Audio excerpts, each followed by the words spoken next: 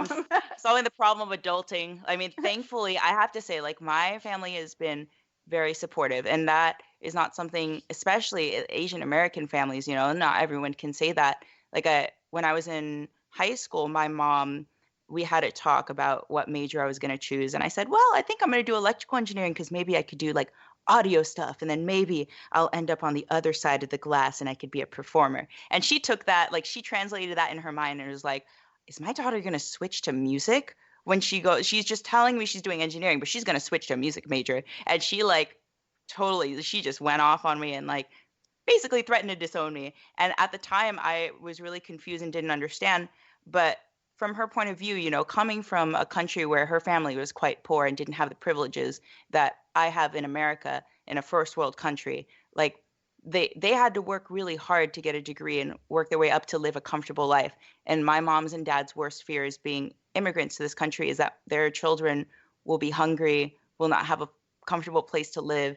And that's where a lot of the Asian parents are coming from when they say, like, why is your report card A minus instead of A? Like, that's like the stereotypical thing. Like, they're coming from a place of care. And I think I'm a lot less rebellious now in understanding that. And I'm also just fortunate that my mom now comes to all of my performances and understands that I am grinding as hard as I can, and I'm also trying to make the engineering career work. So she's 100% behind me, and my dad has pretty much been like financially like just holding me up while I'm trying to find a job. It's very it gets me a little emotional when I think of how fortunate I am that my parents are very down to help me through this transition period. Well, that's amazing. I mean, being a parent, I feel their pain, and I had the same pressure when I was in high school too. What do you mean A minus? No, they weren't allowed. It was like straight A's. But you're right. I mean, it's all about understanding the perspective that they're coming from and that they only want the best. So that's cool that you figured that out. That's super cool. Thank you. Yeah, rather than being angsty about it all day long, I figured I'd meet them halfway and try to understand where they're coming from, especially because the culture and the generation is just so different. Yeah, and see and look what you got from it. I mean, look what you got, like all their support and love. Not that you didn't have it before, but it's even better. Like, she's coming to your shows. That's so freaking cool. Yeah. All right, so let's talk about your really your passion for feminism and LGBTQ and some of those rights that you talked about in your bio. Why is that so important to you? It's funny in hindsight when I look back on all the things I was involved in when I was at UCLA, because it at the time didn't make much sense to me. I was like, why am I doing all of these extracurriculars? I found that I spent a good amount of time studying and doing problem sets, but I felt like a good chunk of my time was dedicated to my a cappella group, which is called Youth Phonics, which was teaching underprivileged youth at Fairfax High School whose choir program had been cut due to budget cuts in LAUSD. So like that was a huge commitment of mine where we would go once a week and teach music there. And then the second thing I was committed in was a women in electrical engineering group that I helped start. Is a part of IEEE, which is a national, I think it's actually international foundation for electrical engineers. This is a subchapter dedicated to women in STEM. And my group was called WATT, WATT. It's a unit of power, for those of you who don't know the technical term. And it is also, for my group, it stands for Women Advancing Tech Through Teamwork.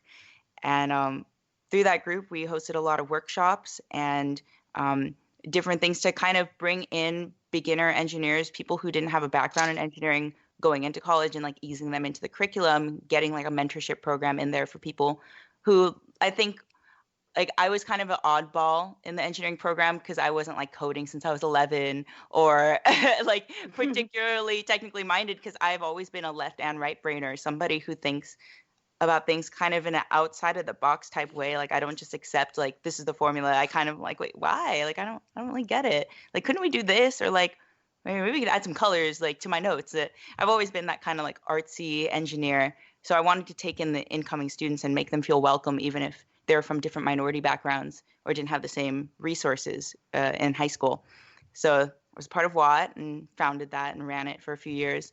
And then I was also a facilitator for an LGBT social group called PAQ, PAQ, which stands for Pan Asian Queers. And that was a social group for, I mean, if you were not Asian, if you were not LGBTQIAA, like you were still more than welcome to be in this group. But it was nice to be amongst people. We could talk about intersectionality of our culture and our identity.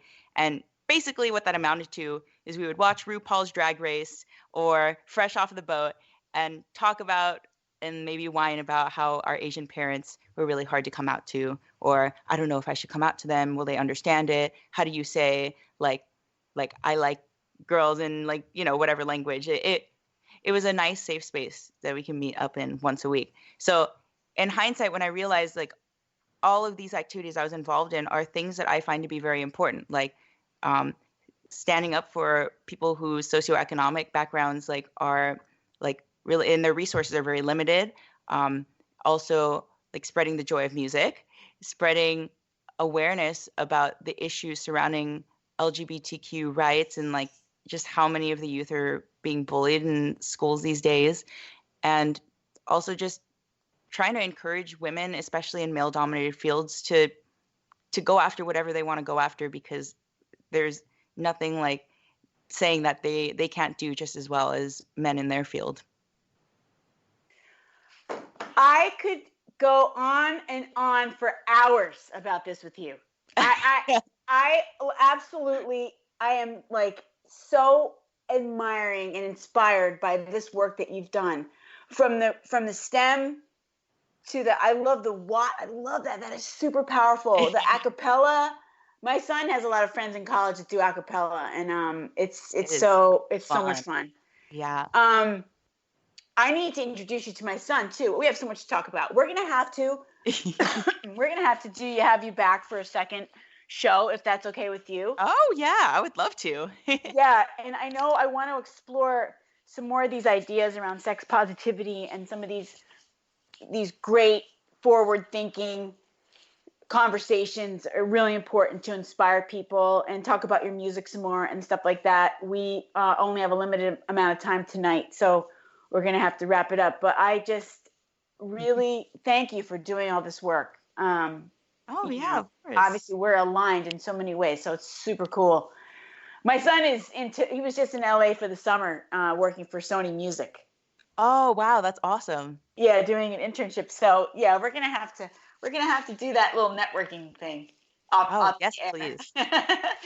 Okay. So, I have to ask you one question I ask all of my guests, and what is the one piece of advice you would give to our younger sisters that are about to launch into the real world? So I think that the thing that gets you about leaving school, and I say this to like, you know, from high school to college, high school to work, college to work, whatever that transition is, all of a sudden you realize that the framework in which you were in, where all you had to do is just get a good grade on the test. So what do you got to do? You got to study, you know, like, and then like you're kind of leading on to the next thing, and it's all laid out for you. You have a trajectory.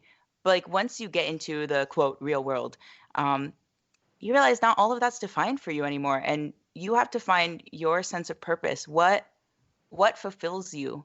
What makes you happy? What gets you emotional?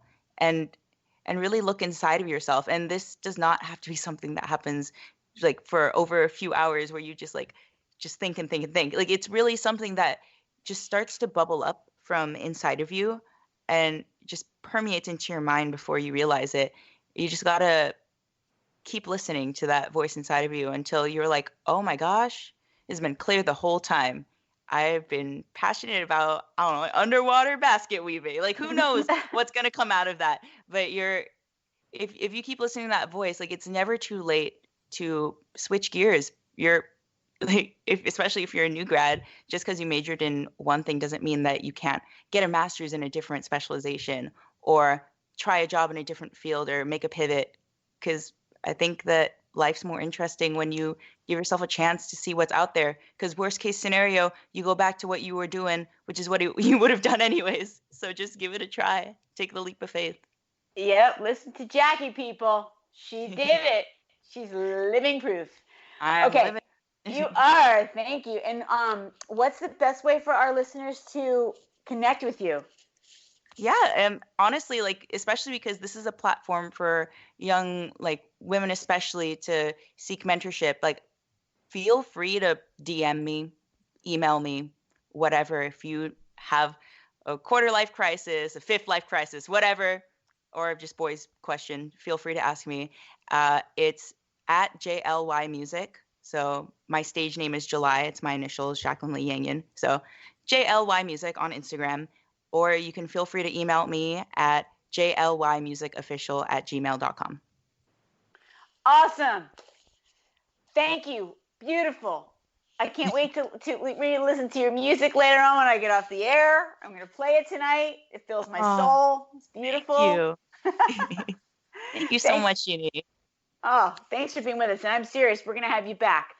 So, listeners, it's been amazing hearing Jackie, and we even got to hear her sing, which is outrageous. Thanks for being with us tonight. Next week, we have Alexander Buckley. She's an amazing graduate of RIT, and she has a really, really cool journey. I'm not going to give it away. Thanks for being with us on the Hero Whispers. Until next week, get out there and slay those dragons.